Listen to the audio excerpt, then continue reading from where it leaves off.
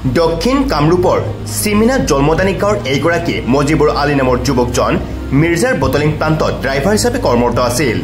কিন্তু যোৱা মাৰ্চ মাহৰ 29 তাৰিখে হঠাৎ মজিবুৰে বাবু নামৰ আন এগৰাকী ড্ৰাইভাৰ বন্ধুৰ পৰা 3 মহীয়া সন্তান থকা পত্নীলৈ ফোন কৰি গাড়ী চুৰিৰ ঘটনা এটাত তেওঁৰ নাম সাঙুৰ খাই পৰা বুলি অৱগত কৰিছিল। কিন্তু ৰহস্যজনকভাৱে 30 মাৰ্চ তাৰিখে মজিবুৰ আলীৰ মৃতদেহ আৰক্ষীয়ে উদ্ধাৰ কৰিছিল মিৰ্জাৰ ৰেল ষ্টেচনৰ সমীপতে।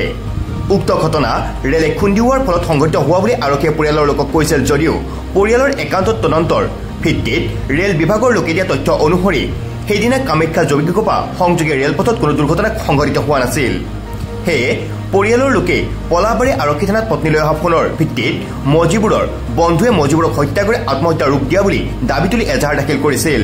কিন্তু ৰহস্যজনকভাৱে আৰক্ষীয়ে বিষয়টোৰ প্ৰতি গুৰুত্ব আৰোপ নকৰাত আৰক্ষী অধীক্ষকৰ কাৰ্যালয়ত মজিবুৰৰ ভাতৃয়ে এজাহাৰ দাখিল কৰে। 3-4টা ল'ৰাই যি মোৰ ল'ৰাটোক মাতি নি পেলাই যি এনেকৈ মাজত লৈ আগুৰি পেলাই যি মাৰিলা, সেই বিচাৰখন যি পুলিচে যি নকৰে বা অচি যি নকৰে, কিয় নকৰে বিচাৰখন?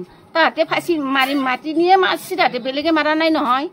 তাহাঁতি নকাই মাতি নিছি, মাতি নি পেলাই ফাঁচি পেলাই মাৰি ফেলছি চলটোক, মাৰি ফেলছি। তেনে পুলিচে বিচাৰখন কৰিব লাগে না নালাগে? হে, কিন্তু থানাই টাকা কৰাল টাকা লৈছি, টাকা লৈ থানা মনে মনে বহি আছে, বেলেগ কেছ একো নাই। টাকা তাহাঁতে খাচি খাই পেলাই তাৰমানে মোৰ আসামি ধৰিব নোৱাৰে, ৰাতি কিয় ধৰিব নোৱাৰে আসামি? ইজনক লগি থানাই একো তদন্ত লোৱাই নাই। কাৰণ কি? তাতে টাকা নাখালি যাতে বিচাৰি নাইব নেকি? টাকা খাইব, তাতে মনে মনে বহি আছে। ইমান ডাঙৰ মাৰ্ডাৰ কেছ এটা কৰি ফেলছি, কিয় খবৰ নাই থানাত? পলাবাৰীৰ পৰা Jitumoni Sharma report, news any 365। Stay informed, stay ahead. News Any 365.